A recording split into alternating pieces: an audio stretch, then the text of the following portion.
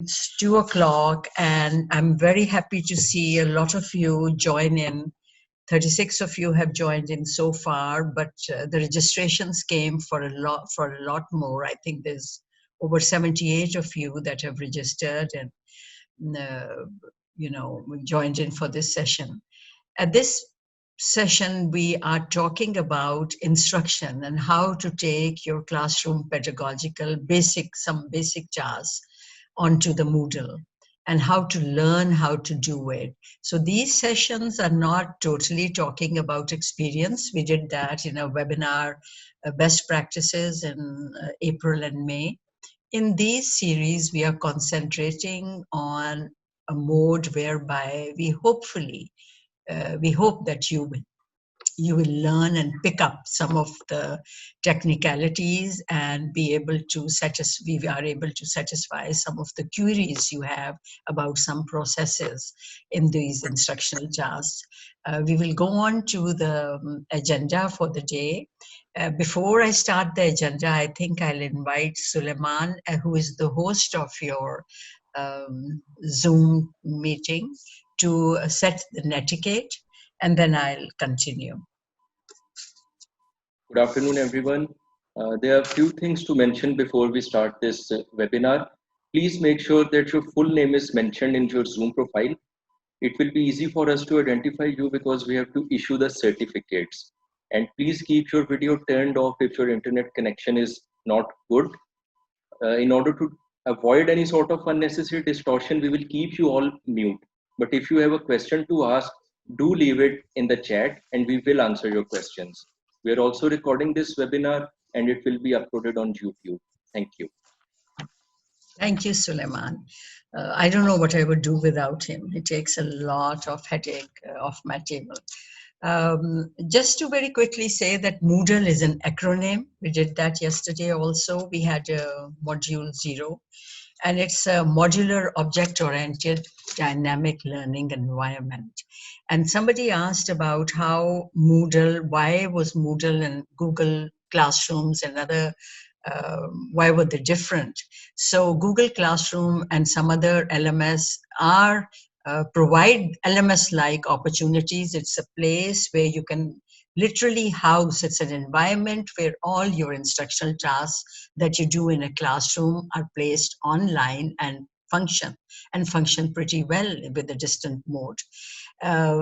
Most LMS like Moodle offer, while Google Classroom does not, a way of central tracking whereby any student taking any course at FCC could be tracked and the data could be put up at a central place for ensuring that our students do not fall through the cracks.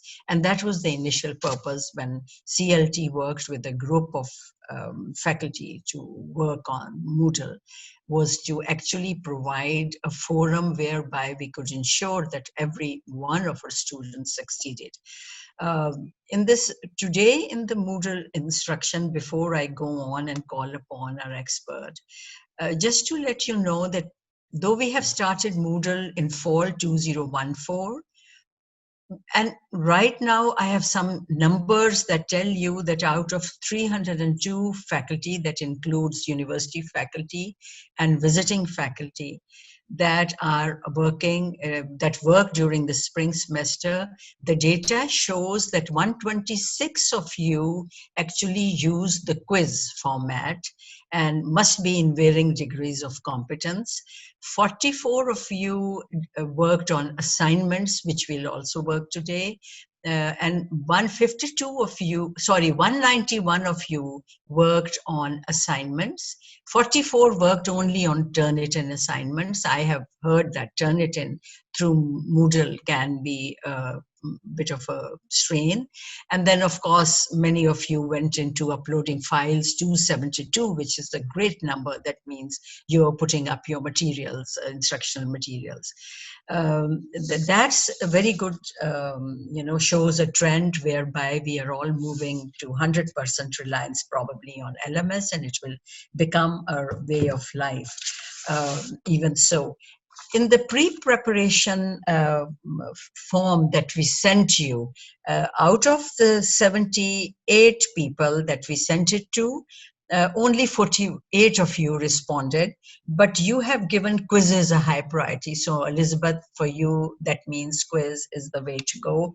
And others have asked for Moodle login that we did yesterday. So some of the things that you have asked have actually been covered in Moodle Zero basics. And of course, then there are on breakout groups and developing a question bank and assignments and so on. So I will call upon Elizabeth, and you all know Dr. Elizabeth Schweger. She is working as an assistant professor in the Department of Psychology, and she has a wide diversity of clinical and neuropsychological experience with all age groups in a variety of. She actually was a lecturer at Northeastern University, Boston, and so a lot of her experience is in United States in research and teaching. And she joined FCC in 2016, very lucky for us.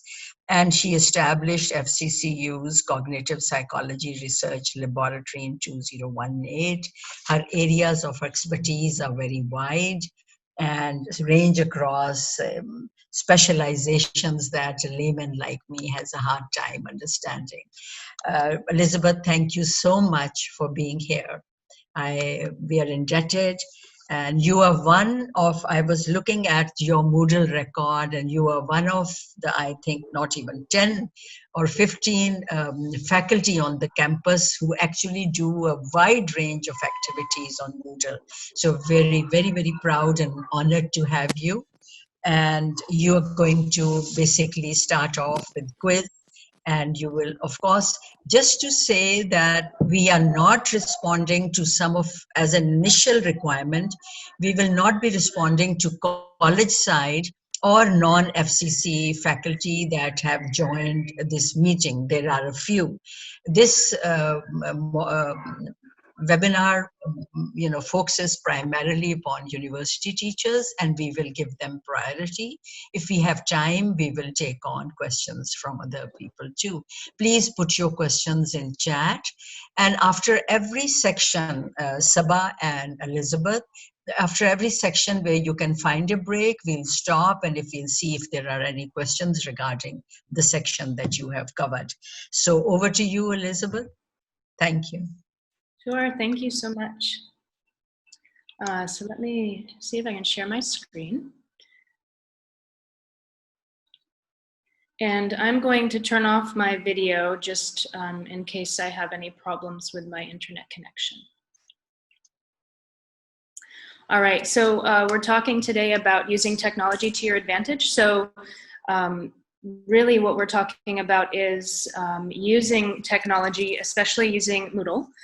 So we're not talking about all different technologies, but it's specifically Moodle today, and how using Moodle can really help you to teach well, and it can also free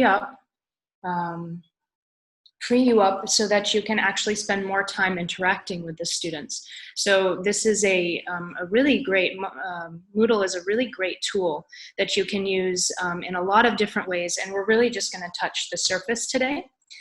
So we'll be talking about quizzes, assignments, discussion forums, and how to create groups and groupings. So the first thing we'll start with is quizzes. And my assumption is that at this point you have probably tried MCQs and true-false questions. So I'm going to focus a little bit more on some of the questions you may not have used before. So I'll talk a little bit about matching questions, which can be kind of fun. Talk about numericals. So this is where you can put in, the student can put in an answer that is a number. Calculated questions, which are really cool and a bit complicated. So I'll just give you an introduction to those. And also drag and drop. These are also quite fun. So there's a lot of interesting options for quizzes other than multiple choice and true false. So that's the focus of what we're going to talk about today. And the really nice thing about using these different types of questions is that you can get at more than just asking a multiple choice question. You can get at looking at models, helping students to answer questions for those of you who are in maths or statistics. All of those things we can use Moodle for.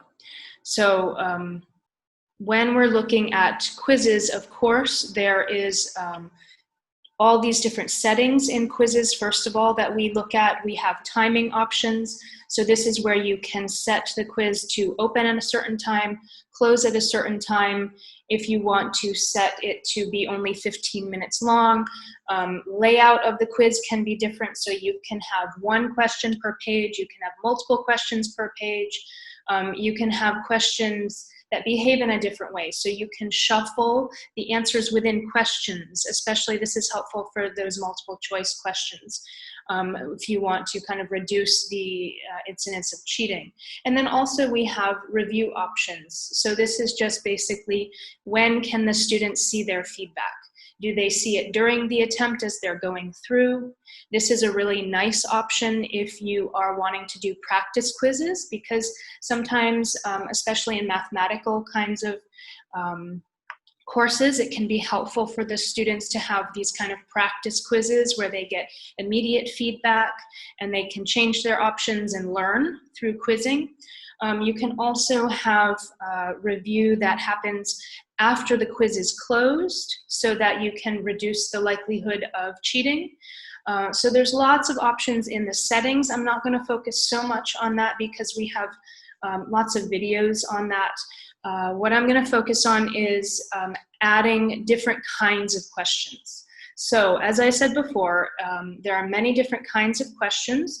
And the way that we add a question is we edit our quiz, we click on add, and then we click on new question. And so once we do that, we have all of these different options. So the first one now that I want to talk about is matching, because again, I'm assuming that you've learned a little bit about MCQs, true, false. Those are quite easy to figure out. These other questions are more kind of complex, but they're not that difficult once you get started on them. So matching questions, this is where you have a question and an answer. So you have two concepts that go together that match. And what you do is you create a set of questions and a set of answers, and the students then have to use the drop-down menu to choose their answer that they think matches the question. So I'm going to give you an example. And this is something that I would suggest is a really good idea. Whenever you see these blue question marks, click on them, because they will tell you how to enter the question, what a certain type of question is. It's really helpful. So anytime you see a blue question mark, click on it and it will give you more information.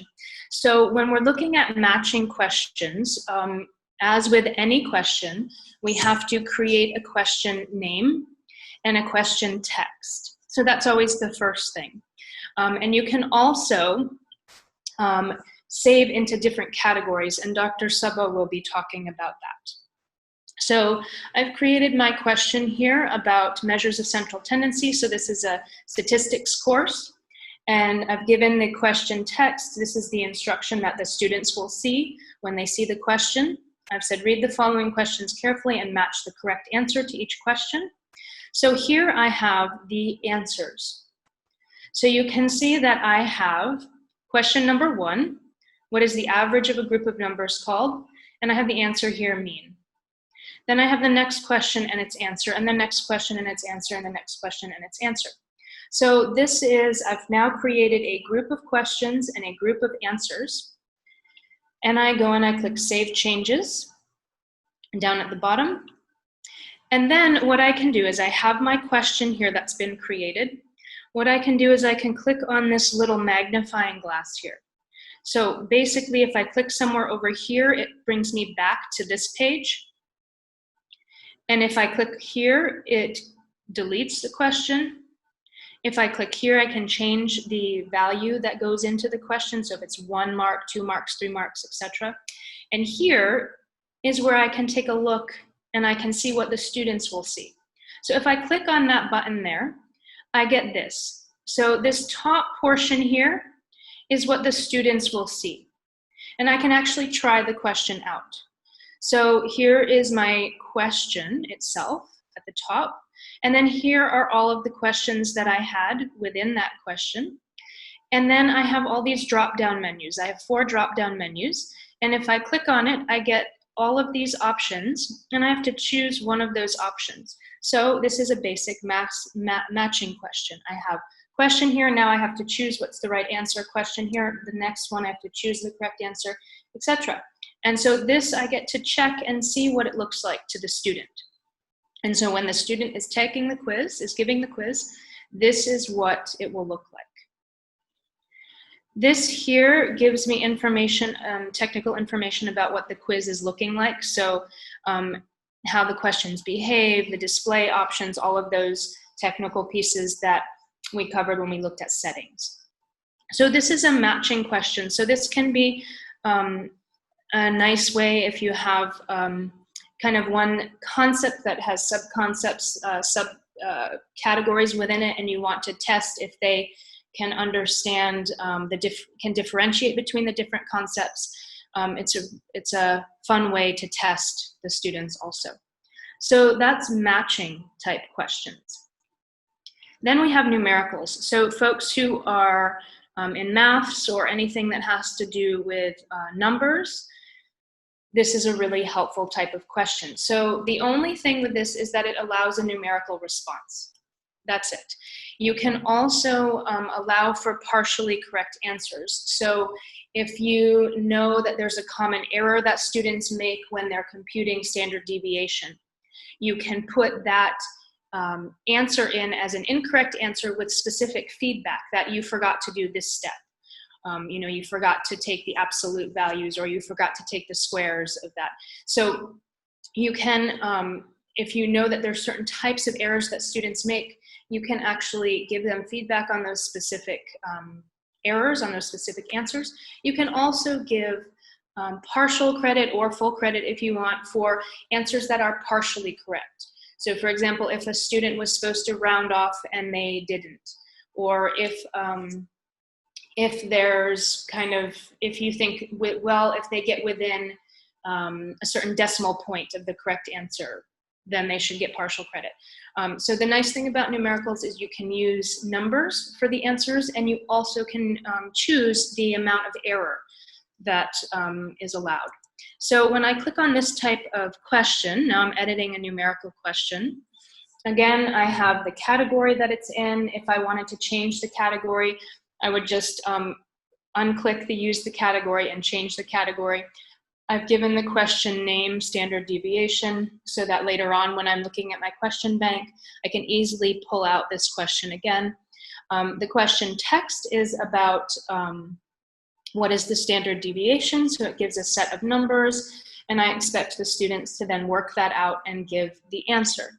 And so I've also given general feedback here, which is a nice way to help the students learn that, okay, here are the steps, first step, second step, third step, fourth step, fifth, sixth. So I can give this general feedback to everyone who takes this, who gives an answer to this question, whether they get it right or wrong. And then I can give the correct answer here. So this is the correct answer. And then I can, if I want to, I can say, okay, anyone who is within 0.5 of this will get 100%.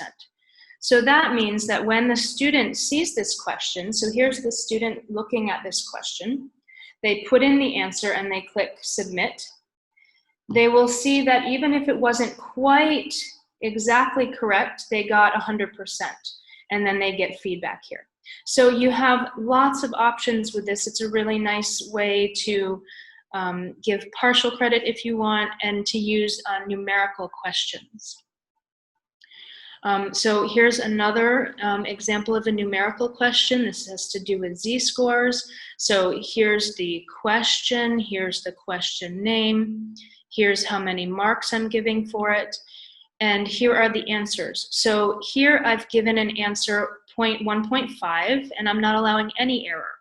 So if they get 1.5, they get 100%, and this is the feedback they get.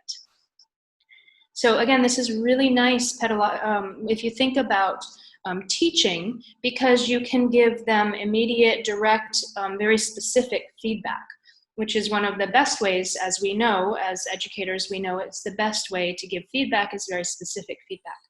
And here's an example that, sometimes students forget to take off they forget or they do something slightly wrong with math. It's quite common that they might get an answer that's almost correct. So here I've given them a very a small portion of the grade, because they got the number right, but they have the wrong sign here. And so then I give them the exact feedback that this is correct value, but the sign is wrong. So this is really nice. I can give them very specific feedback, and you can see the feedback that they get. This is what it will look like for them. Now, calculated questions are very similar. So this is another type of question. We just talked about matching, numerical. Now we're going to talk about calculated. Now you can see there's multiple different types of calculated questions, and we really don't have time, unfortunately, to cover everything. But I wanted to give you an overview of calculated questions because they're really cool. And if you can put in a little bit of time to learn the coding, then it is amazing what you can do. Calculated questions are numerical questions, but they allow you to enter random values. So Moodle itself will enter the values into the question, which of course makes it more difficult to cheat. And now whenever a student gives the quiz, this question is going to be different every time.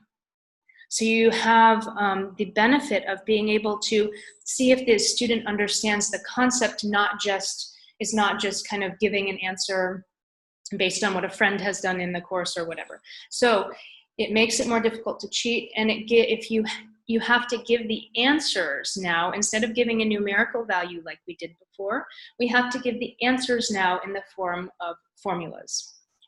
So if I click on this, there are some kind of confusing aspects of this. There's something called wildcards.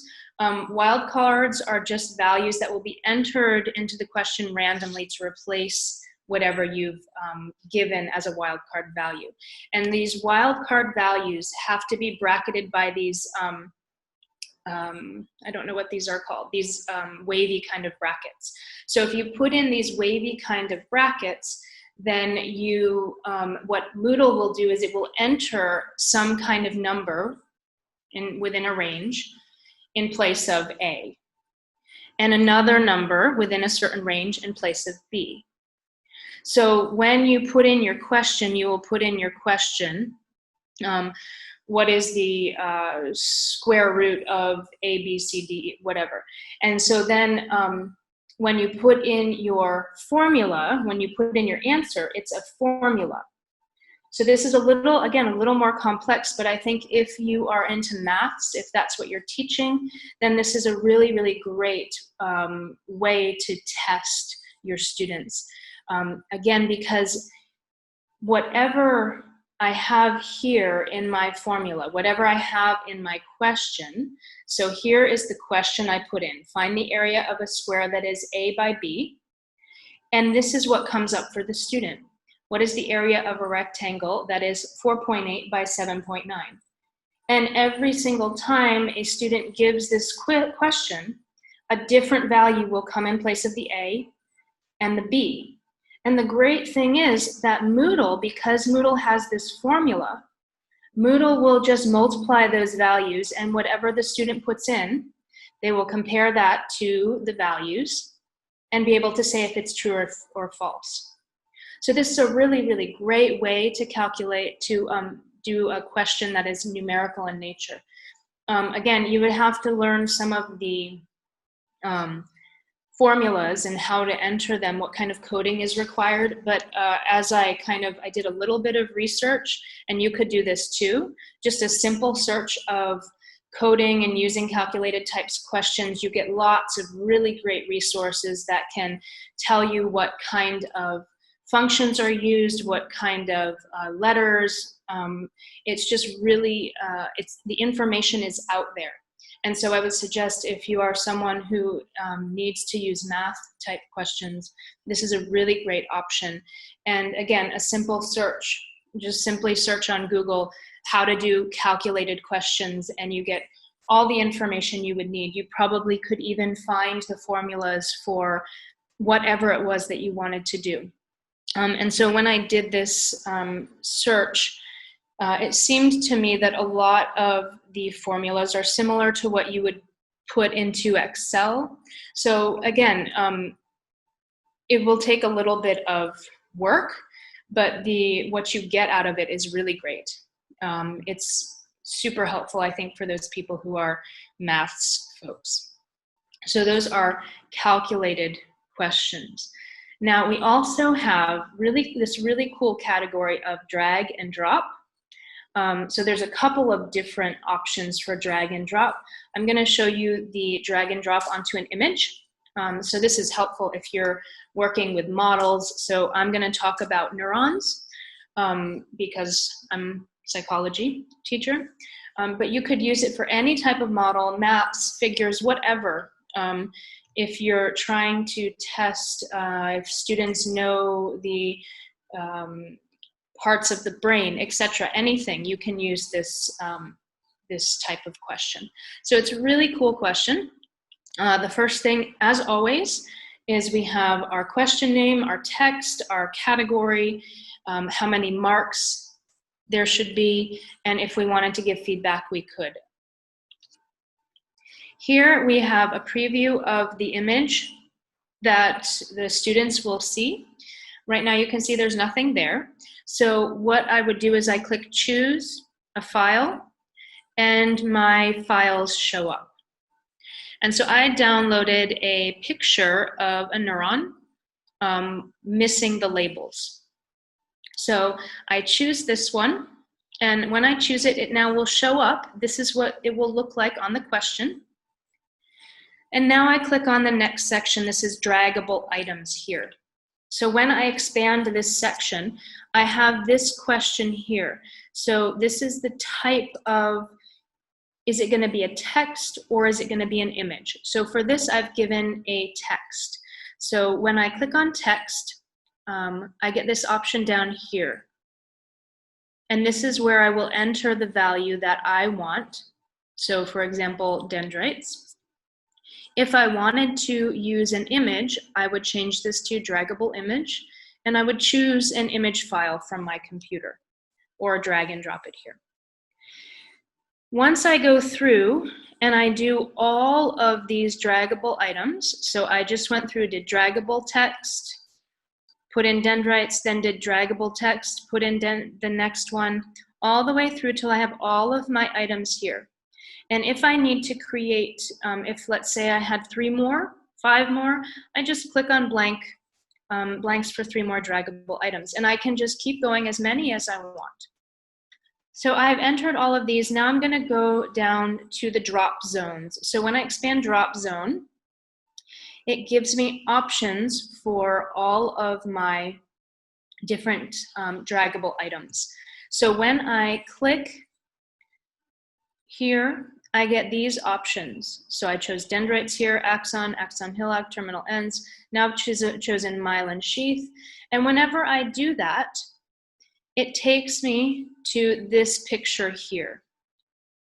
And all I do is I take dendrites and I drag it to the place I want. I take axon, drag it to the place I want, hillock, until I have the end result. For the student, it will look like this. So the student will see all of these different options here that they can put into any of these boxes. And they will have to grab it and drag it across and put it in until they've put all of them in. Then they click submit and finish, and they will get their feedback if I give them immediate feedback. So this is a really cool option. And again, within all of these, we have multiple different we have drag and drop just from onto text. We have drag and drop onto images. We have all these different drag and drops, but this is kind of the general overview of what it looks like when we're doing these kinds of questions. So that is all I have to cover for types of questions that you can put into quizzes. I think this is probably a good place to stop to see if anyone has any questions that we can try to answer at this point before we move on to assignments. That was a lot of information. It was not just a lot of information, it was amazing, and it was actually quite remarkable in the things that can be done. I was not aware.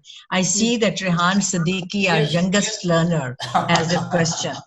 Yeah, Elizabeth, this question on matching type, it looks like MCQs to me. What we do in matching type is we have set of terms in one column and then explanation on the other column, and these explanations have numbers. So you have to match these numbers with the right term. For example, I have botany here. Here I have study of plants, study of animals, study of bacteria, something like that. But here it looks like MCQs to me, the question, the example that you have given. So if you wanted to, so the nice thing about this is whatever you put into your page here is what will show up. So even if you wanted to put single words, so if you wanted to, say botany, if you wanted to say what is botany, it's the study of. I have 10 terms and 15 explanations, and they have to match these 10 terms with the right explanations. Yes. So it looks a little bit different, but it is actually, so that's actually what it's doing. So you can do it that way too if you want. You could put, instead of having the questions here and the answers here, you could have the answers here and the questions here. So you can, whatever you put into here is what will show up. And so you would have you could have 4, 5, 10 different questions if you wanted to. And then what will happen is the student has to match which one of these answers goes with that question. And so they can only choose one answer per question. It's a little bit difficult to see in the screenshot I've taken, but each one of these questions here has a drop-down menu. So you can see this is what it will look like. There's 4 of these these white choose boxes, and you have to go down and choose which of these 4 goes with which one of these 4. Okay. Does that make more sense? Yeah. Yes. It's not super easy to see from here, but and you can do as many. You can add as many of these as you want. Okay. And what will happen is the student has to choose from the answers that you've given. Okay. And they can only choose each one time. So if they choose mean for more than one question, it will not allow them to do that. It will show incorrect. I have a very interesting question from Sylvia Machado. What about how the questions behave option? I normally keep the deferred feedback. What do other options give? So when it comes to question behavior, so question behavior is that you can shuffle within questions. That makes it a little bit more difficult for students to cheat with each other. There also are many other options. So there's, I think, 5 or 6 different options. So you can do just a single. They give the quiz one time and that's it. And you can make the review options so that the students can't see any feedback until the quiz is closed. You can make it that they can see feedback on that question after they answer it. You can give them feedback at the end of the quiz. You can also, so I have used in statistics, teaching statistics, I have used practice quizzes where they get multiple tries and they get feedback on each question as they go through the quiz. So especially when they're learning things like how to compute standard deviations, this can be really helpful because catching them while they're making the errors and they can correct it, right, is one of the things that's the most difficult when it comes to teaching these kinds of things. So if I give them a quiz that gives immediate feedback, they can then go back and change their question, their answer, and see, okay, now this one's the correct one and this is why. And when I do that, I have many options for grading the quiz also. So if I give multiple tries with immediate feedback, I can actually take either the highest total marks if I want to, or I can take the first attempt. So that means the first attempt is what they get graded on. So if they get the first question wrong, that one's a 0, the second question right, that one's a 1. They can still go back and change their answer and be interactive with the quiz so that they can get immediate feedback and learn how to do it right, but they get graded on the first attempt. So I have the true kind of score all the way across that they got on the quiz, but they also get immediate feedback and they can interact with the quiz and learn. So I find that super helpful when it comes to maths and the things that students are more afraid of, because then they get this idea that, because we know that quizzing isn't just important for us to grade, but it's also a learning tool that when, we know from research that when a student gives a quiz, they actually remember that material better. It's part of what we know about memory, how memory works. So I sometimes will give this option to give feedback as they go through, but to mark the first attempt so that I get a true sense of how they're doing while they're also getting feedback. I don't know if I answered your question. I might have gone off the rails there. No, I think you did well. I have quite a few other questions. It's like, and I will go through them. First to say that the maths people were very happy with the numericals, and I see Shabnam and I see Ashar Ghulam like saying, excellent, that's a good one. So there you have the mathematicians very happy. But here is it possible to use graphical questions to complete the incomplete graph like picture that you added here? And he means that if the question is like an incomplete graph and you want students to complete the graph or something like that. I think that's what I understand. I'm not quite sure. I think you probably could. Yeah. I'm not sure exactly. Maybe if I had an example, it would be easier, but I think you could use drag and drop questions for that. I think if you wanted to give an incomplete graph with options, so I don't know I'm not sure if this is what you're asking, but perhaps you have a graph and you want them to draw a line on it, a linear equation of some kind that they have to figure the equation and then draw the line. You could put that information here, that here's the equation and the values, draw the line, draw the approximate line on the map.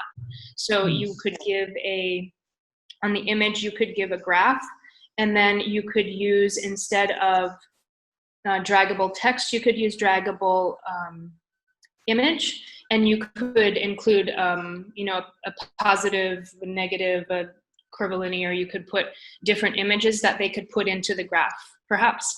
But I'm not 100% sure if that's what you're asking. Yeah, I think that's what he asked. How would you questions like complete and incomplete graph? Yeah, so I think drag and drop works perfect for that. You might be able to. I think you could just try. And the nice thing about it is that on all of these things, on every single one of these questions, you can preview it and see what the student will see just by clicking that little magnifying glass. And you can see if it's correct and what you wanted it to be or not. Okay, and then there is an option, I am sure that it's possible to add Greek letters as symbols to numerical question text. Yeah, and I'm sure that's possible. I'm sure that's possible. What I would suggest is Googling the different calculations, because when I looked at Moodle's website, their kind of help site, they gave all of these different formulas and letters, and so you can put summation, there's all these different values that you can use.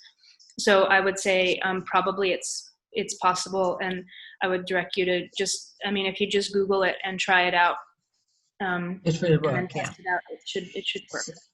Yeah, I have left one question, a couple of questions, but there's many more. There's a provision of a voice question and answer. Is there a provision of in voice question and answers? I think it is possible. I don't know, actually. It's a good question. I don't actually know the answer to that. These are the types of questions that are allowed. I don't know if audio files can be uploaded. I'm not sure, but that's I think, maybe we can I Yes, answer? Sabah? I think, Yeah, please, Sabah. Sabah. There is an option, because I just have seen that there is an option of record an audio.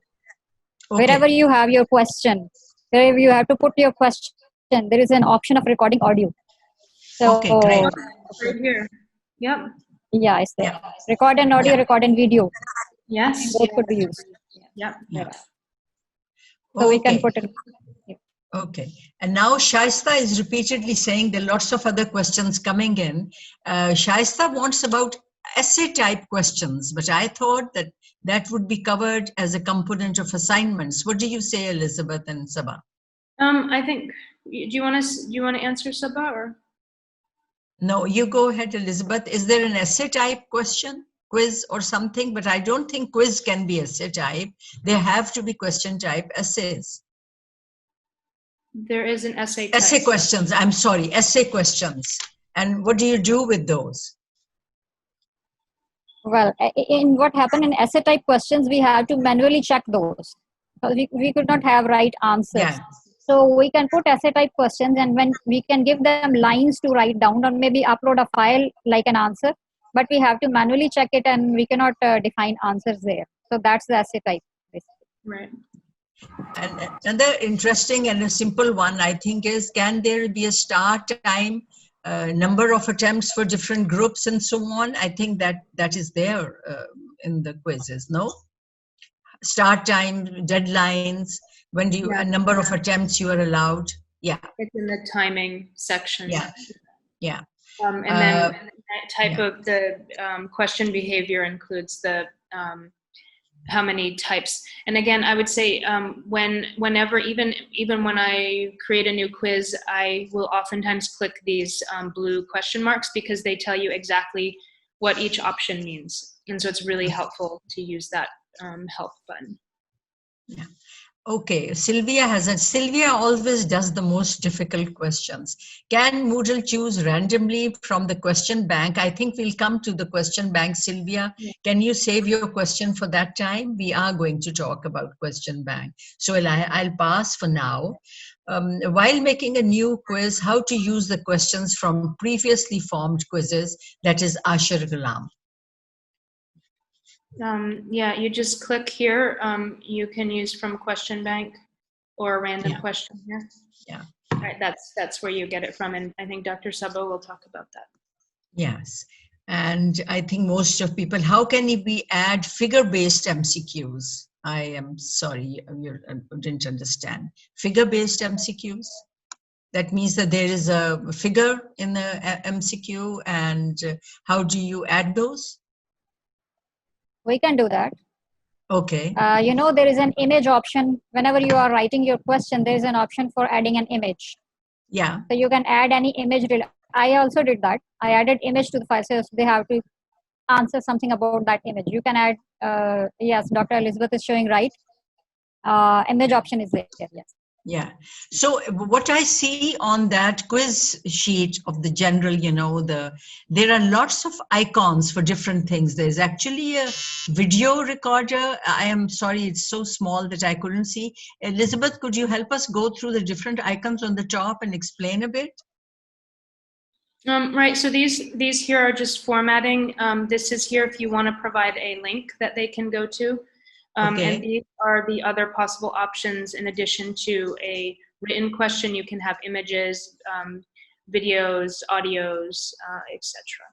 Okay. So if you wanted to make an audio, the question in audio, you would just click here and record. And I think, Dr. Saba, you might have more experience with that also. Yeah. Okay, so I think we are done with these, except we have Sylvia's question, so we can move on to the next one. For the essay type question, I think when we do assignments, perhaps you'll be explaining a bit more how those assignments could be about essays and stuff, right? And uploading and going through them, because they can't be assessed as quizzes. You can't mark them like you mark quizzes. Okay, Elizabeth, over to you. Okay, I think it's now Dr. Sabha Okay. for question So, bank. So I'll stop. okay, yeah. Okay, thank you. We'll come to the rest of them later. Okay. Sabab, thank you so much for joining us. We were a bit worried when you didn't join and your telephones were off. Yes, I lost But the thank link you. and yes. Oh my, technology, when you rely on technology, that's what happens. But thank you so much, Sabah. In the years that I have been here at FCC, I've seen you do remarkably well with technology, with Turnitin, and your mind. Sometimes I wonder if there's a computer in there in that mind of yours. But what a delight to have you with us. You're working as an assistant professor in the School of Life Sciences, and you've been working here since 2010. Before that, you were in Kinnaird College, and you were a research scholar at Punjab University, and you have also conducted online courses at Virtual University of Pakistan. I'm very happy to have you, Sabah. Over to you for your question banks that you will cover with us, and then we'll go back to Elizabeth again. Yeah. Okay, hello everyone. I want to stop my video and share my screen. Can I share my screen for Yes, presentation? I'm sure. Yes, please. Okay.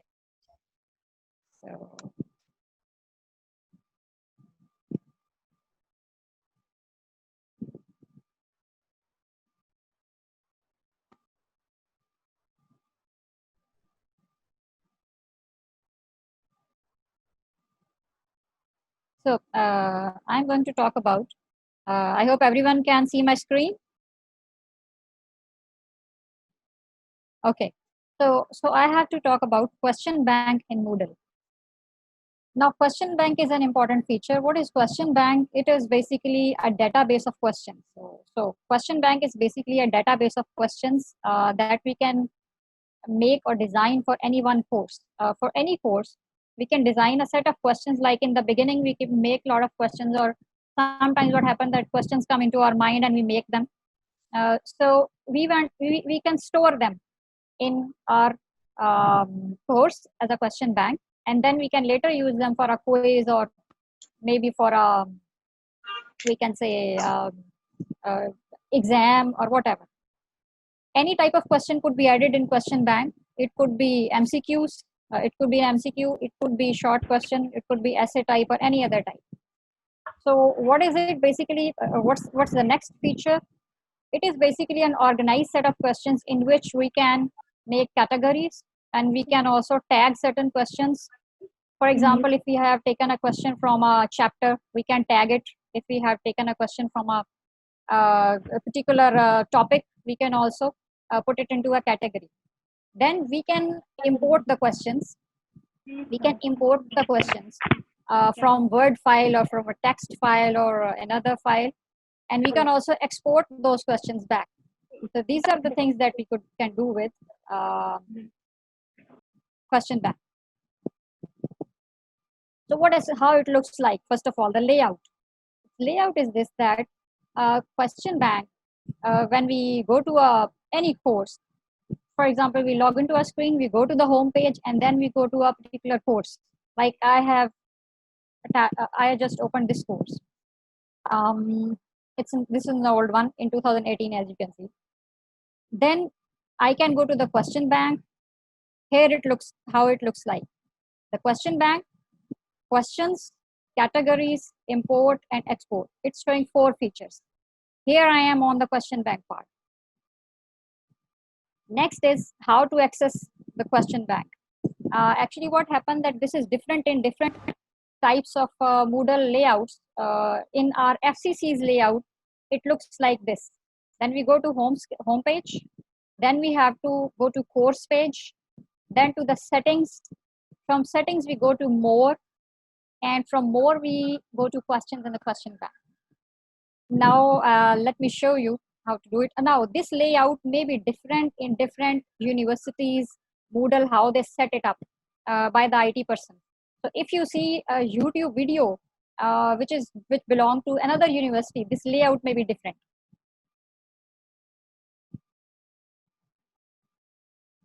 This is how it looks like. So what happened that step one will be that you are in your course. Of course, everyone knows it. I think everyone got a training on Moodle. So you go to your home page, then you go to your course page, and then what you have to do, you can see this icon here, which is look like a wheel. When you click this, you open the settings. You go down, go down, go down, and you go to more. When you reach more, you click it, you reach to this page, which is a basically course administration page. You can administer your course by every means on this page.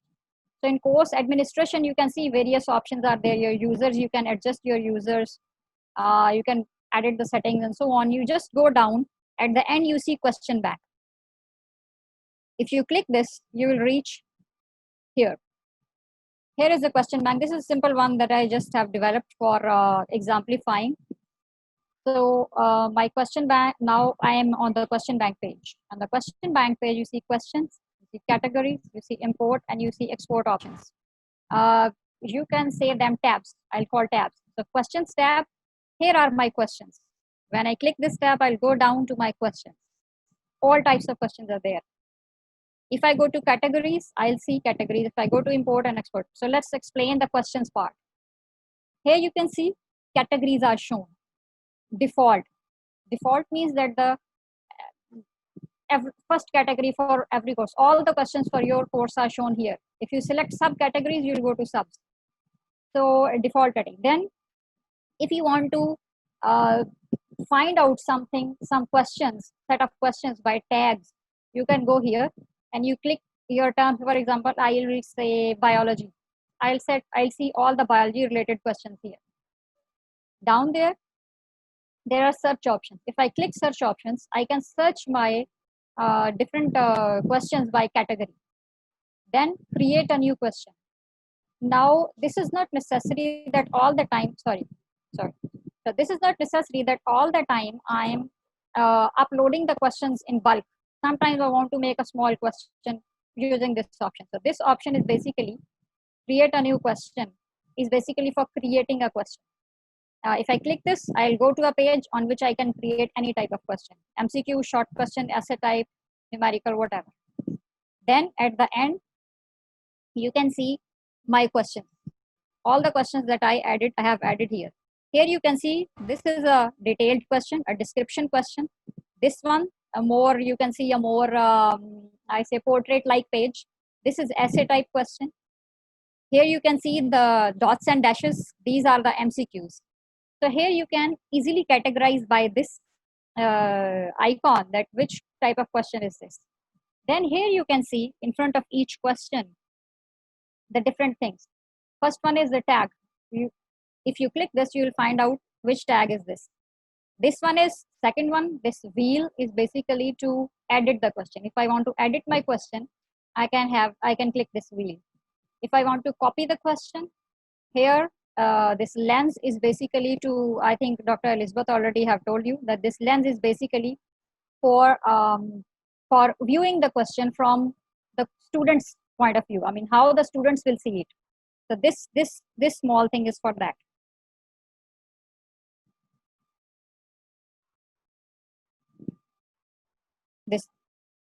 This one, okay. And then if I want to delete this question, I can delete it. Then this is also showing created by, when I have created this question with time and date, last when I have modified this question, and so on. Now I go next. Now I come to the second tab, categories. Now edit the category. Now what happened that the default category is the course code and the title. Then comes the subcategories that we can develop. I have made these 3 categories just to show you. For example, animal related, endocrine system. These may be my chapters. These may be my topics. This is my choice. I can choose them. For example, I have endocrine system. I say these are the questions from endocrine system. which is chapter 5 in a particular book, or like that, for example. Now I can delete a category, I can edit a category, or I can move up or down these categories. Now, how to add these categories? If I have to add a category, I will simply select the parent category, that is the default one. Then I'll name this category. After naming, I want to describe, for example, this category belongs to a particular group. I can do that. And then I click this button, add category. When I click this category will be added. Now this red sign is important. This red sign says that these are the required fields. So I have to name it. This is not required that I write down any information about that, but preferably we generally add it. Then the next part is importing question. The third thing, import question. How to import a question? Now, if we do not want to create question right there in side the using the create question button, then we can do a bulk import. The bulk import is not the exact part of today's presentation, but I just added a few examples, two small examples, simple examples. I am not explaining the create question part because Dr. Elizabeth already have explained it very well, that how you create questions in a quiz. So now importing questions. So there are many formats in which you can upload your question file, but two I think are the simplest and the easiest that we can use and we can try.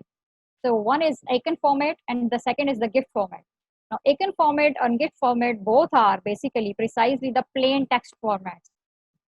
The plain text format means you must have seen in your Windows, if you are using Windows, the notepad. The notepad is basically something in which you can write something plain text, but you can also convert your Word file into plain text. You have Word file, you can convert into a plain text one. You can simply use your save as button, and when you select the save as, you normally see what we call the file name, and just below the file name there is file of type. You can select the type as plain text. So these are plain text format, icon format and GIF format. So you have to design your file in one of these, and you can see again this red button here. It means when you are importing a file, you have to put that in, you have to select either this, or any other format.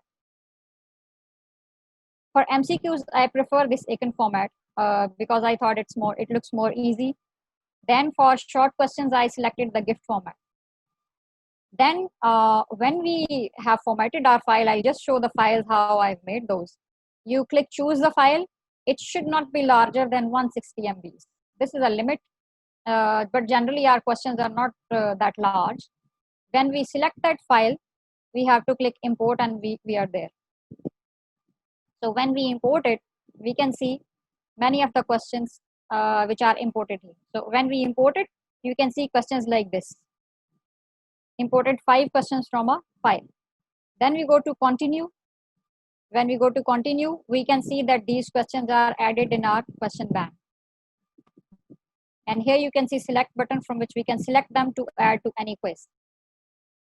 Now formatting a Word file for MCQs.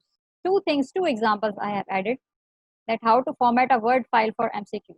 Like I just simply have added an example with showing that where I have pressed the enter button. Now we have to use any simple font. There will be no question numbers. As you can see, I have added 2 MCQs. This is my question text, and these are my options. So no question numbers, 1 line space after each question. Whenever my question finishes, there will be 1 line space, 1 enter press. For each answer, we have capital letters. So when we are writing the answers, we have to write down a capital letter. So A will be capital A, my first, B, capital B, capital C, and so on. Correct answer will be indicated with 1 line space and answer the number. So after my question, there is no space. My answers with no space, then 1 enter press, and I am telling my answer, that answer in all capital letters, colon, and then option B. It means that option B is the correct answer. Then I'll have to give another space, enter, press enter, and then go down, write down my next question. That's my question text, my options, then again line space, and my answer again.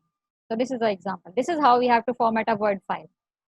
Then how to save it as a plain text now to be uploaded uh, to the question bank. So we have to go to the file button. We can use export, or in older versions, if export is not there, you can also use save as. So in export, we can select file type to plain text. In plain text, you will see many options. In many options, you have to select UTF-8. In UTF-8, you will save it. Now the second type. Now this UTF-8 file, the plain text file, you can import. I just go back here.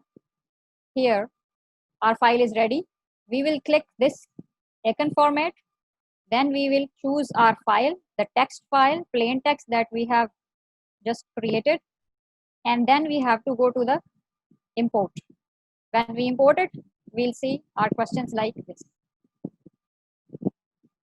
Now I'll talk about short question. How to format a file for short question. It is even more simpler.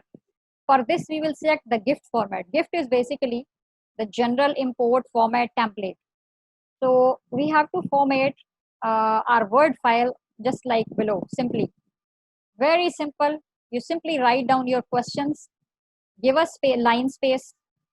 It means press enter. Write down your next question. After if you finish your question, another line space or press enter, the next question, and so on. That's it. And this file, because we are going for GIF format.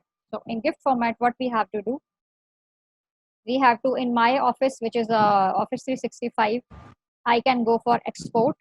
If you have another office, you can also go to, this is also possible that you go to save as. You'll get almost the similar option. You have to select your file type, plain text, then we click save as. When we do this, we will get this option here. For GIF format, we will keep it Windows default, which is Western European Windows. For GIF format, we'll keep it this.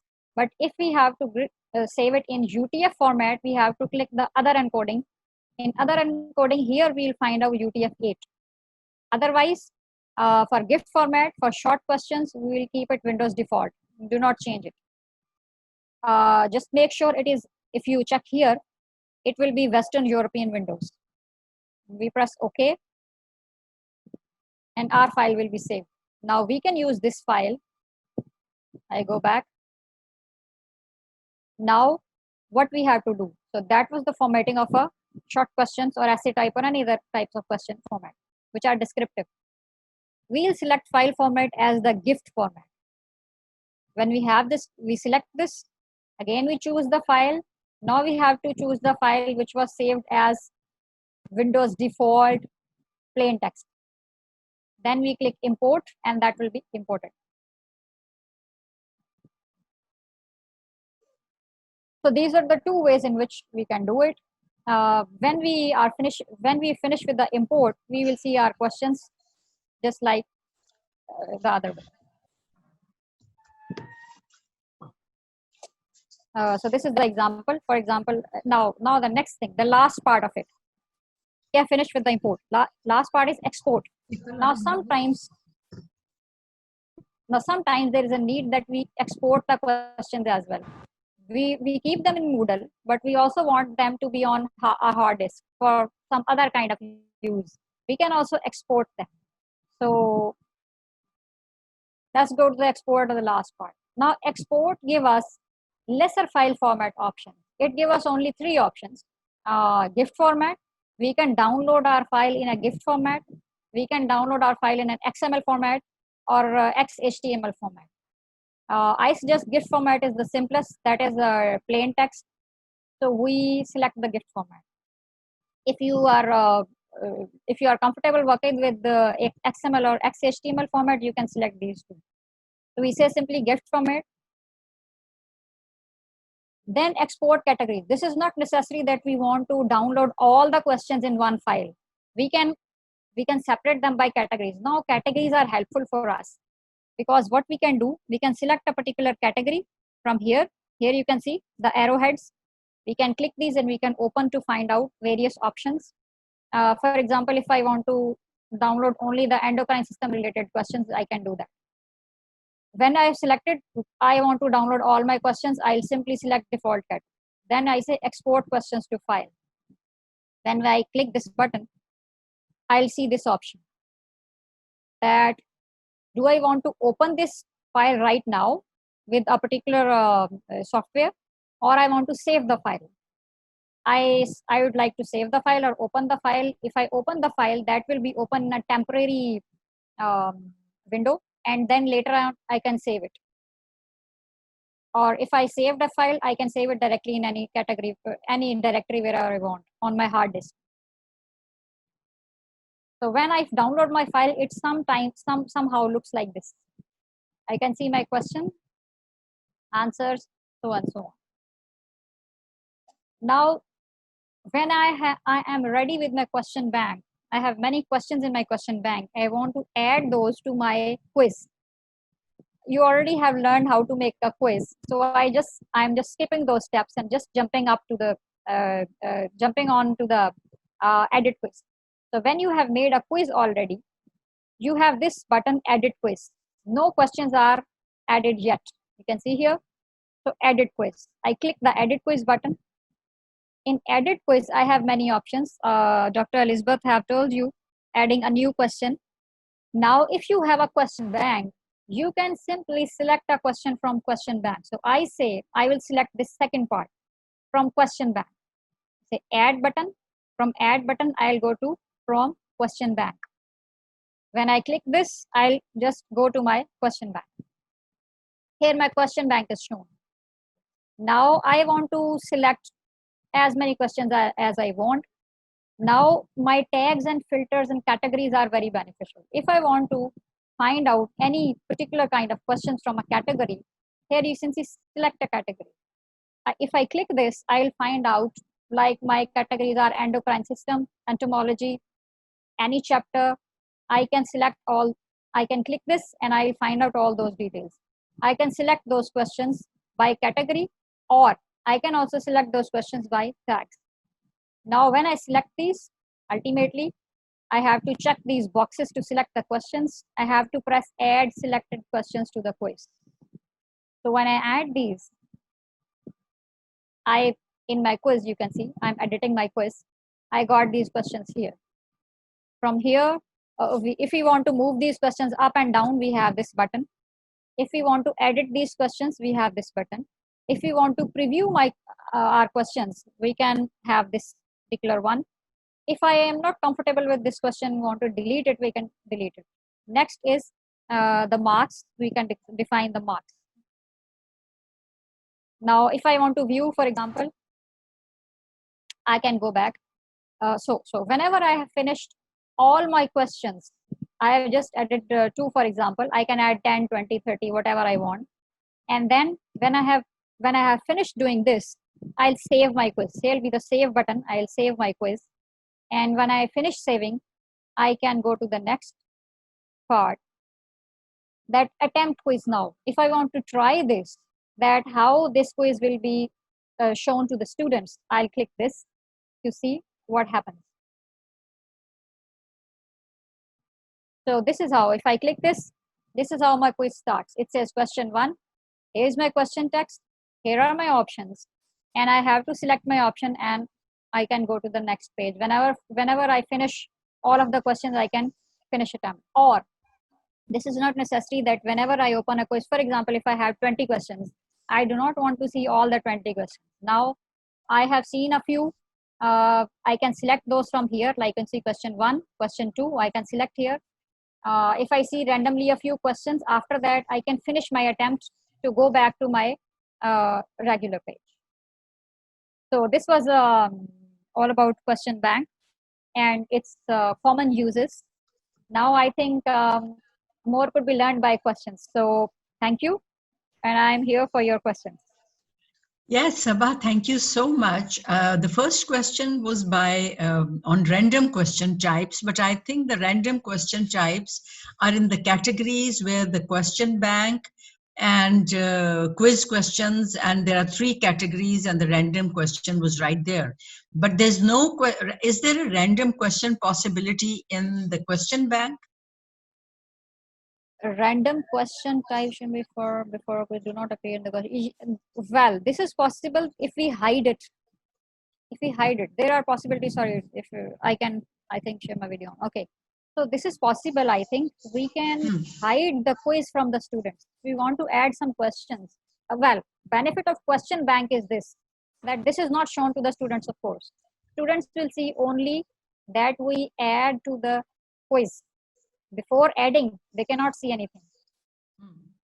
So this is possible in that way. I don't know if I understood the question correctly.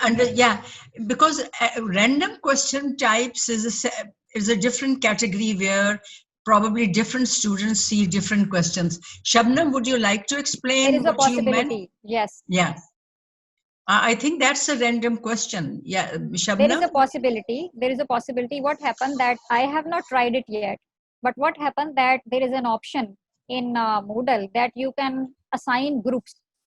In that, if you just go down on your page in which you can you are editing your quiz, you can see common module settings. In common module settings, you have group mode.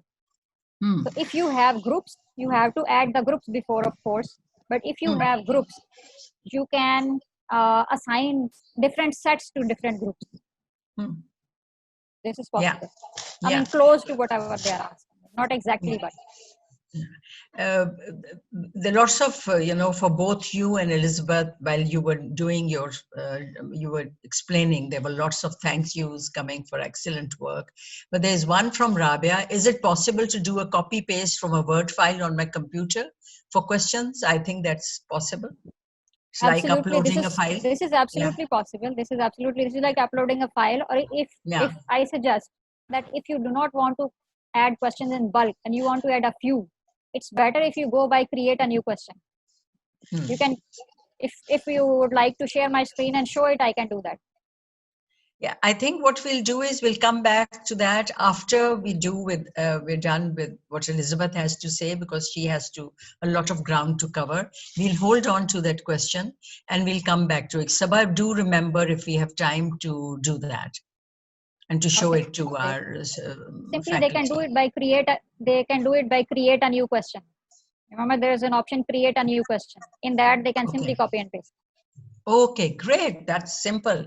I hope that works for you, Rabia. So over to you, Elizabeth. Thank you so much. And now we are back to Elizabeth is going to cover about assignments and discussion forums and how to do breakout groups. Thank you, Elizabeth. Thank you so much, Sabah. That was great. Thank you.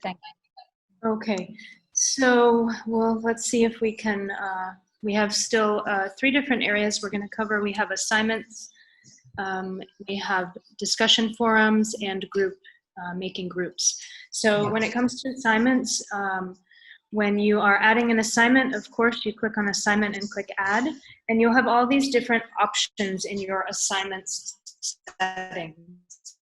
So you have the availability, which has to do with when the assignment is available for the students, types of submissions, settings for submissions. You can do group submissions. So if you have people in groups and they have one project, you can have them submit in a group.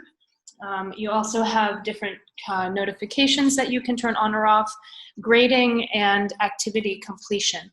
So in assignments, the first thing is when you click add assignment, we have just this general information. So you have an assignment name, you can add a description, you can display that description on the course page so that the students can see it when they just are looking at the course page. You can upload files to go with your assignment. For example, if you have a rubric that you want the students to see or a set of instructions, you can also upload files that they can access. The next section is when the assignment is available. So you can set due dates for when the students are required to submit till.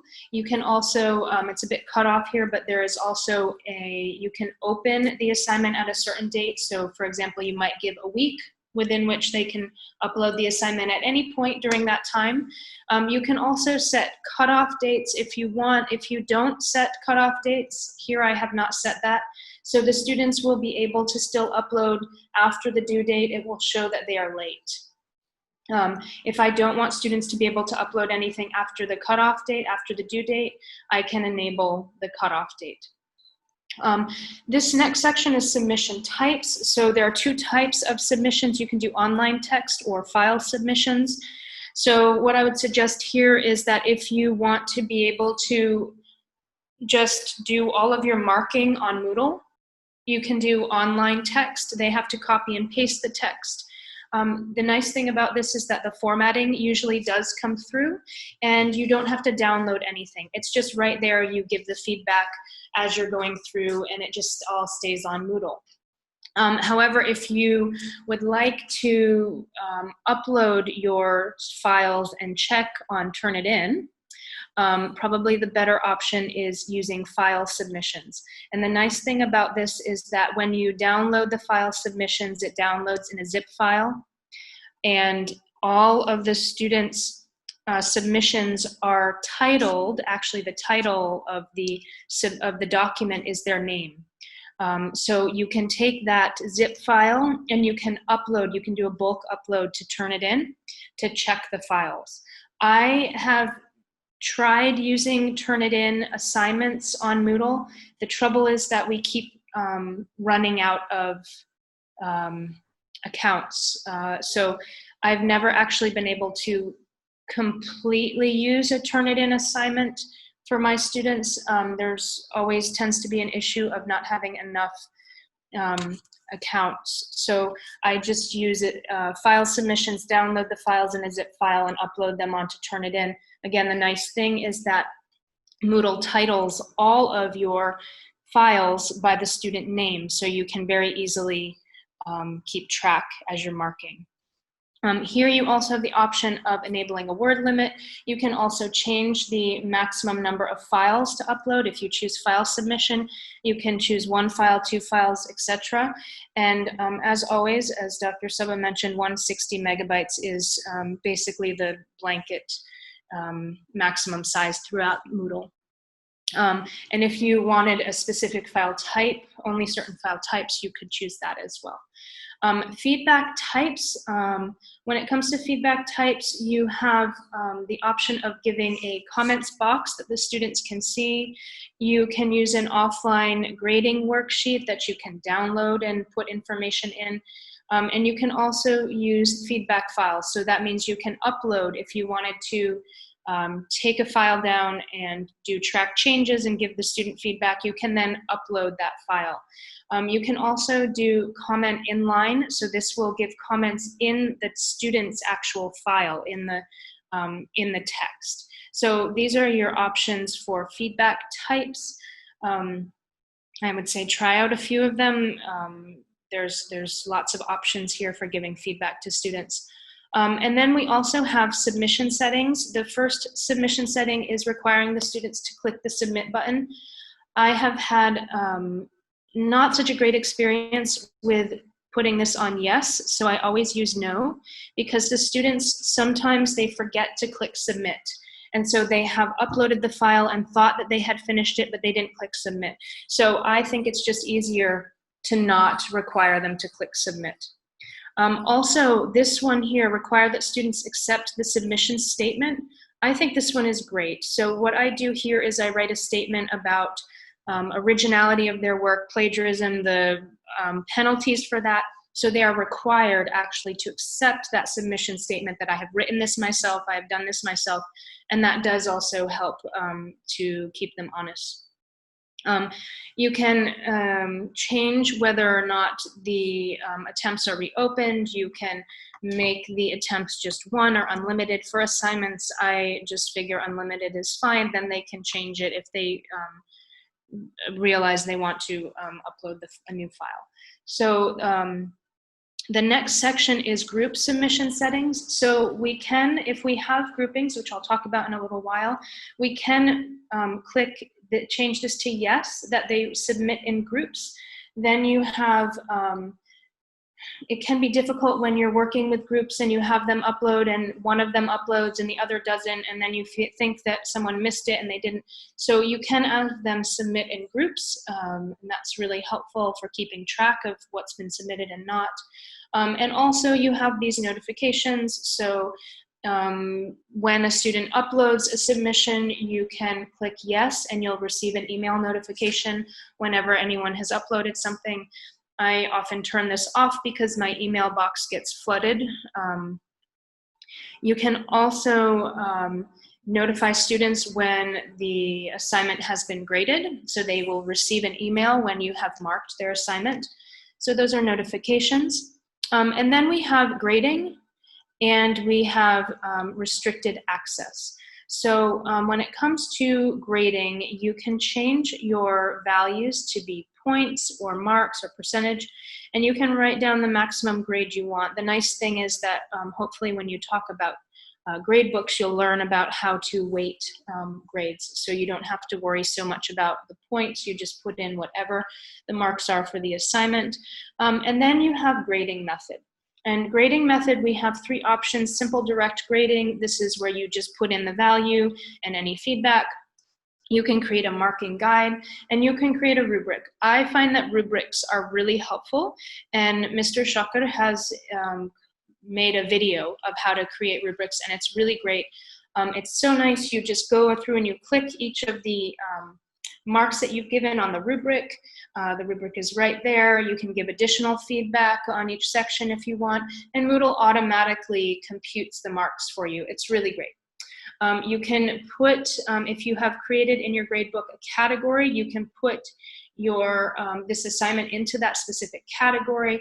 You can put in a grade that's required to pass.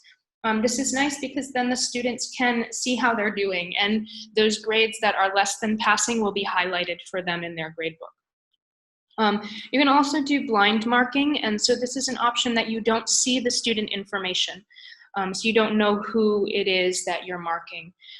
So that is really helpful. And then we have, restricted access. So this is if you, let's say you want them to complete an activity, or you want them to upload the assignment on a specific date. You can set certain restrictions for the assignment completion before the student can upload their assignment. So this is what it looks like. If you click on that, here's an example of a restriction. So if I put in that the student must match all of the following, the date must be this, they must have been marked as complete this activity, and they must have passed the practice quiz 1 before they can complete the assignment.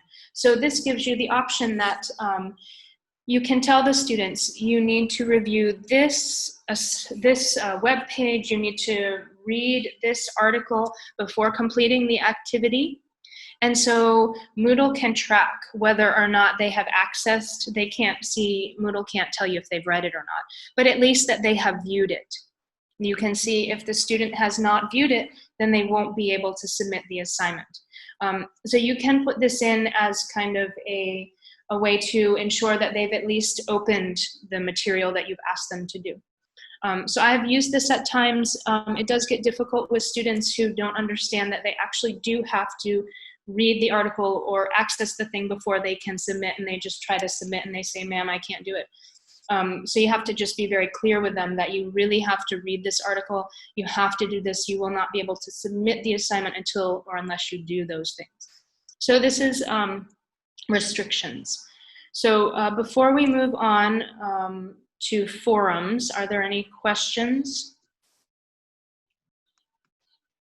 So far, I do not see any. Okay, great. So then I'll move on to forums then. So yeah, yeah, please go ahead. Yeah. Okay. So in forums, we have 5 different types of forums. And forums are nice because you can use them for many different purposes. So you can use them as a place for students to have, talk back and forth. They can kind of socialize a bit. You can have a general forum so that students can ask questions. There are 5 different forums, basically. And again, if you see this blue question mark anywhere, click on it. It gives you so much information. The different types of formats for forums are simple discussions. So this is where you create a, you yourself as the instructor have to post a question or a discussion topic, and then the students can reply to those. So it's just a very basic, simple discussion. I find that this is nice because it's just very easy. There's no restrictions. It's very simple. Then we have types of forums where we can have one discussion. Each person can post one discussion.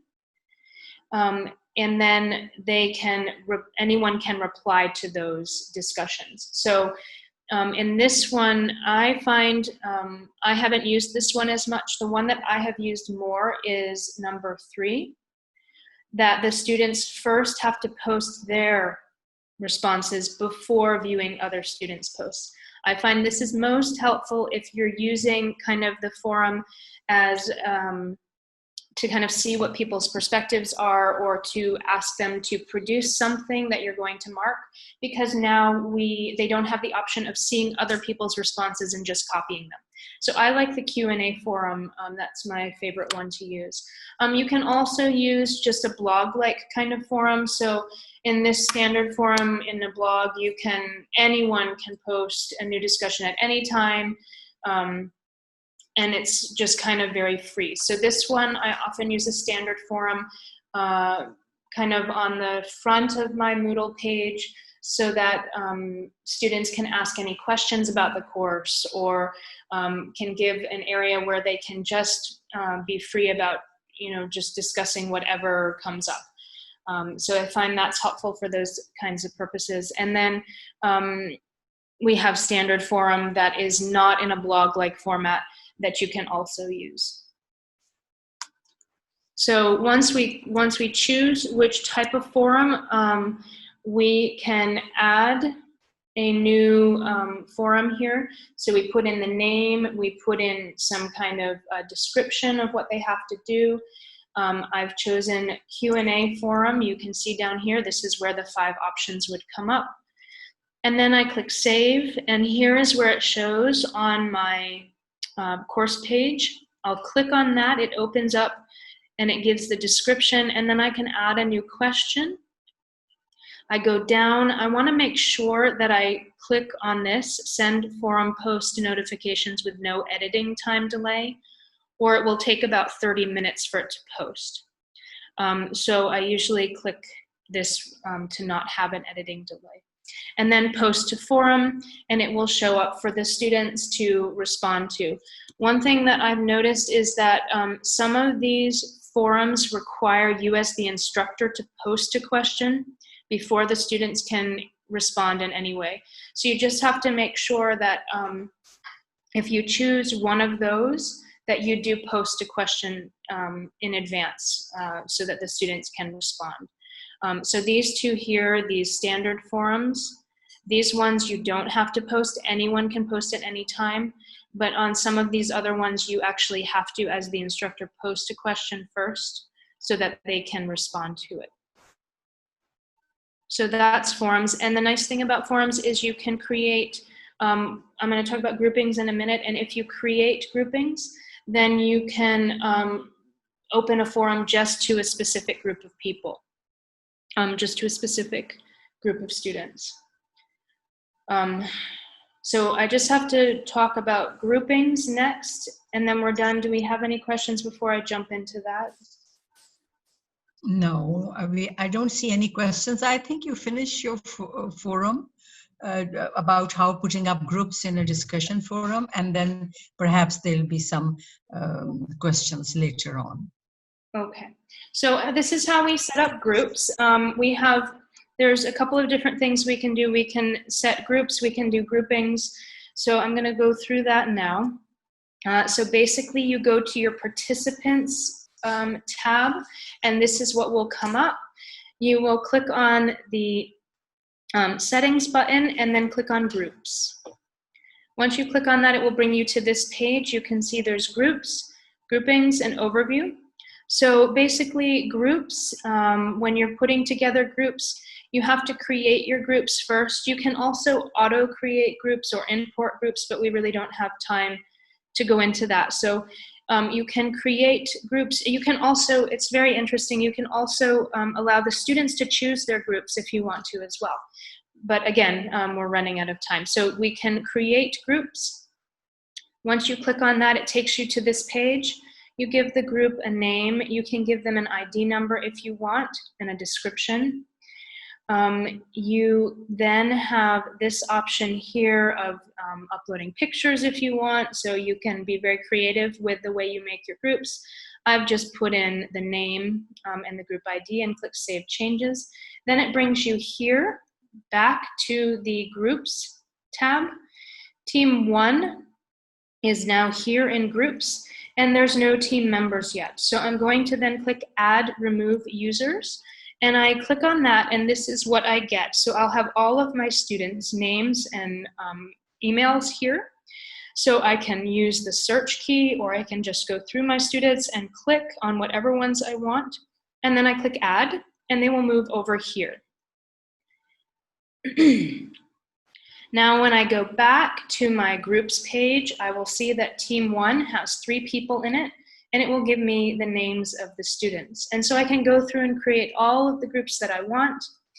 And then when we come to groupings, groupings are just clusters of groups. So when I go to the Groupings tab, I click Create Grouping. I'll create my different groupings just like I did with groups, 1, 2, 3, teams, whatever. I can create my groupings. Once I have my groupings there, you can see that now I want to choose which groups are in those groupings. And I can click on this People button, and that will bring me to the teams that I have set up. I click on which teams I want to be in this grouping. I click Add, and then I click Go Back to Groupings. And once I have done that, once I have created my groups, my groupings, from that, I can do so many things. I can assign specific content to certain groups. I can allow the whole group to submit assignments. I can separate groups onto different forums. I can allow them to discuss in their own special specific chat room. There's so many things that I can do from there. And I wish we had time to cover more of those things, but I think we are basically out of time. So I'll hand it over to you, Dr. Ruxana.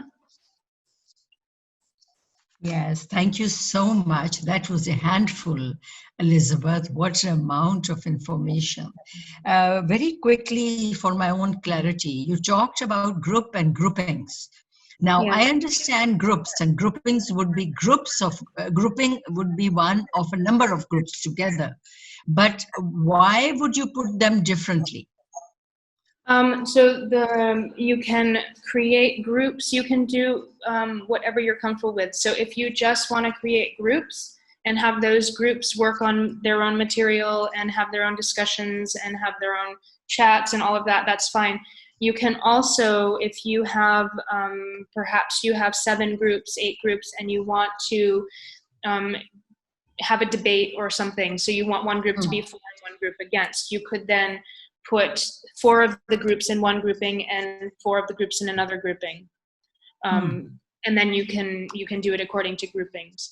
Again, there's so many options that you can do. The main difference is that groups are groups of individuals and groupings are groups of groups. Yeah, I understand that. And there are some activities that probably would need you to divide the group by.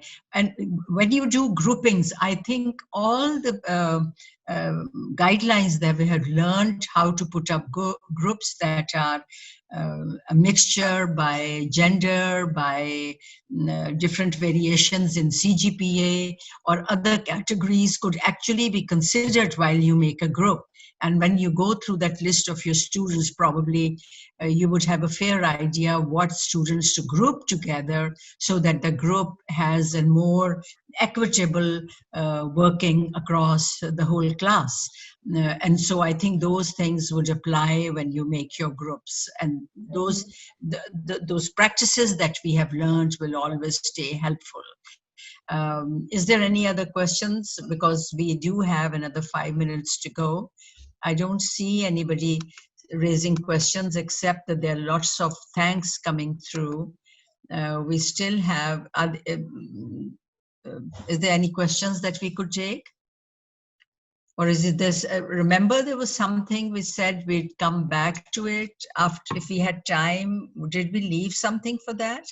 I think it was about assignments. Different groups attempting at different timings. Oh, yes. Yeah, there was that one. Yes. My screen. So if I have a quiz here, I can, where is it? Here, common module settings. I can separate it into groups and do it according to groupings. So if I wanted to have groups 1, 2, 5, and 7 try this quiz, I could put that grouping. Only they can access this quiz, and then I would create another quiz for the other grouping. If I wanted to try to make it a little bit less likely that students would cheat, or if I had a certain quiz that I wanted to give to just one set of students and not the other, that it's in the common module settings of quizzes. Okay. So we have a fairly good idea how to go about that. Great. So there's a timing, you can fix it up. Is there something else that both of you think needs to be added at this point, Sabah, Elizabeth, to each other's sessions? No. So, yeah. Yes, Sabah. That edit, well,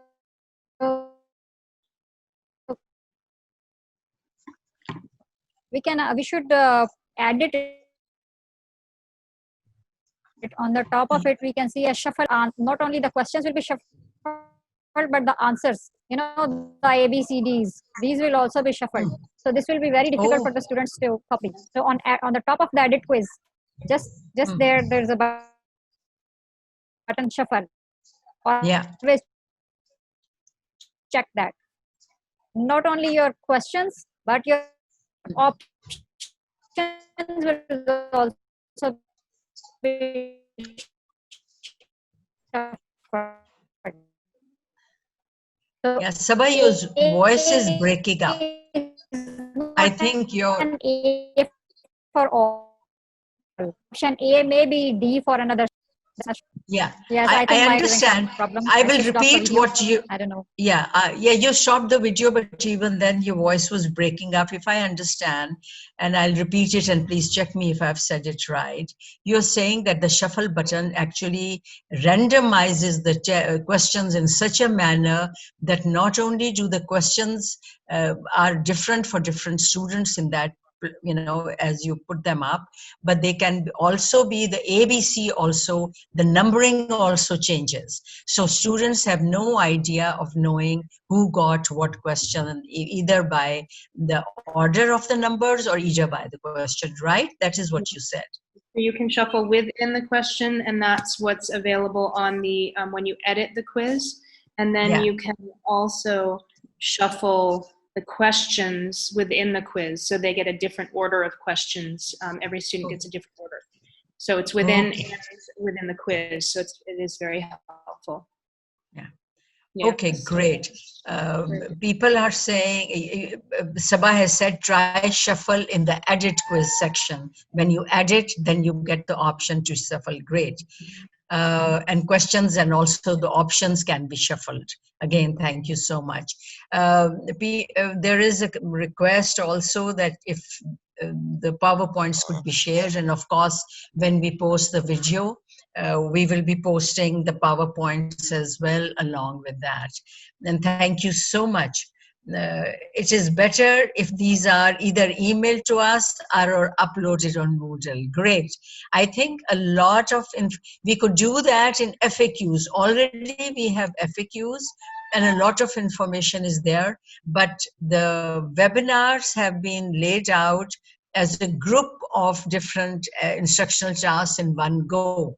So unless we break them out, our PowerPoints into group-wise sections, and Elizabeth, perhaps the question bank is not an issue. We could upload that in the FAQs on the Moodle section. But perhaps yours would need to be broken down into 3 segments by Yes. quiz, by assignments, and by discussion forums so that these could be posted. Great idea. We will do that, Faira. And thank you so much. Thank you so much, Sabah and Elizabeth. We could see that it is a lot of work for the instructor. And I know that you must be struggling to get your students involved after all that hard work, and to ensure that you have put in such a lot of hard work and your students do respond, and getting students engaged into the process can be tiresome and a bit onerous for all of you. So, but with that, if we keep on doing that mode and students get to know that there is no other option, and if we go back to our strict criteria of grading and marking and not give them margins, I think we will start seeing a pickup. If it becomes the norm, then numbers of students getting involved in Moodle and working through Moodle will also pick up. Sabah Iqbal says, oh, she just made a comment that sequential navigation is also an important option in layout to minimize cheating. We will be talking about options for that cheating, and perhaps that question can come up in the assessments section as well. And I think it's a good comment to know. And I'm sure, I wonder if all of you know that that helps in minimizing cheating. And once again, Sabah and Elizabeth, you finished literally on time. We have actually another 20 minutes to go. If we are done and there are no more questions, we'll bid each other goodbye. Thank you so much. Thanks, and I see lots of faces.